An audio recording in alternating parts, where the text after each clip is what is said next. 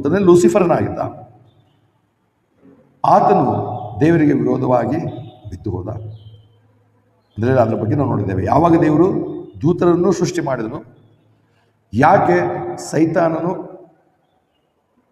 ದಂಗೆ ಎದ್ದನು, ಅಥವಾ ಯಾಕೆ ಆತನಲ್ಲಿ ಗರ್ವ ಬಂತು, ಯಾಕೆ ಅಹಂಕಾರ, ಎಲ್ಲರೂ ಅಹಂಕಾರ ಬಂತು, ಸೈತಾನನ ಗರ್ವ ಬಂತು, ಅದಕ್ಕೆ ಬಿದ್ದು ಹೋದ ಅಂತ. ಇದಕ್ಕಿದ್ದಾಗ ಯಾಕೆ ಗರ್ವ ಬರುತ್ತೆ? ಗರ್ವ ಬರೋದಕ್ಕೆ ಏನಾದರೂ ಕಾರಣ ಬೇಕು. ಸೊ ಆ ಕಾರಣವನ್ನು ಕೂಡ ನಾವು ನೋಡಿದ್ದೇವೆ. ಮತ್ತು ಯಾವ ಸಮಯದಲ್ಲಿ ಆತನು ಬಿದ್ದು ಹೋದ ಅದನ್ನು ಕೂಡ ನಾವು ನೋಡಿದ್ದೇವೆ.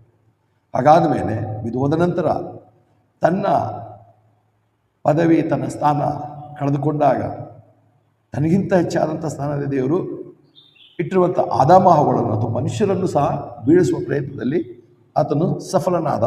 ಆದಾಮ ಹವ್ವಳನ್ನು ಪಾಪಕ್ಕೆ ತಳ್ಳಿದನು. ಅದಾದ ಮೇಲೆ ಆತನು ಯಾವ ರೂಪದಲ್ಲಿದ್ದ, ಏನನ್ನು ಮಾಡ್ತಿದ್ದಾನೆ ಅದನ್ನು ಕೂಡ ನೋಡ್ಕೊಂಡ್ಬಂದೆವು. ಅದರ ನಂತರ ನಾವು ನೋಡಿದೆವು ಅಂದರೆ ಇವತ್ತು ಕೃಪೆಯ ಕಾಲದಲ್ಲಿ, ಚರ್ಚ್ನ ಕಾಲದಲ್ಲಿ ಆತನು ಹೇಗೆ ಇವತ್ತು ತನ್ನನ್ನು ತಾನು ಮಾರ್ಪಡಿಸ್ಕೊಂಡಿದ್ದಾನೆ ಅಂತ ಹೇಳಿ ಕೂಡ ನಾವು ವಾಕ್ಯ ನೋಡಿದ್ದೆವು. 1 ಕೊರಿಂಥ 11:14 ನೋಡೋ ಪ್ರಕಾರ ಇವತ್ತು ಸೈತಾನನು ಬೆಳಕಿನ ದೂತನಾಗಿ ಮಾರ್ಪಡಿಸ್ಕೊಂಡಿದ್ದಾನೆ. 1 ಪೇತ್ರ 5:8 ನೋಡೋ ಪ್ರಕಾರ ಗರ್ಜಿಸುವ ಸಿಂಹದೋಪಾದಿಯಲ್ಲಿ ಓಡಾಡ್ತಾನೆ ಅಂತ ಪೇತ್ರನ ಹೇಳುವಾಗ, ಇವತ್ತು ನಾವು ಯಾರೋ ಪಾಸ್ಟರ್ ವಾಕ್ಯ ಹೇಳಿದ ತಕ್ಷಣ ಎಲ್ಲಿ ಮನೆ ಅಕ್ಕಪಕ್ಕದಲ್ಲಿ ಎಲ್ಲಿ ಸಿಂಹ ಬರುತ್ತೋ, ಎಲ್ಲಿ ಗರ್ಜನೆ ಮಾಡ್ತಾನೋ ಅಂತ ನೋಡಬೇಕಾಗಿಲ್ಲ. ಯಾಕಂದರೆ ಆ ವಾಕ್ಯ ನಮಗೆ ಇವತ್ತು ಚರ್ಚ್ಗೆ ಹೇಳಿರುವಂಥ ವಾಕ್ಯ ಅಲ್ಲ.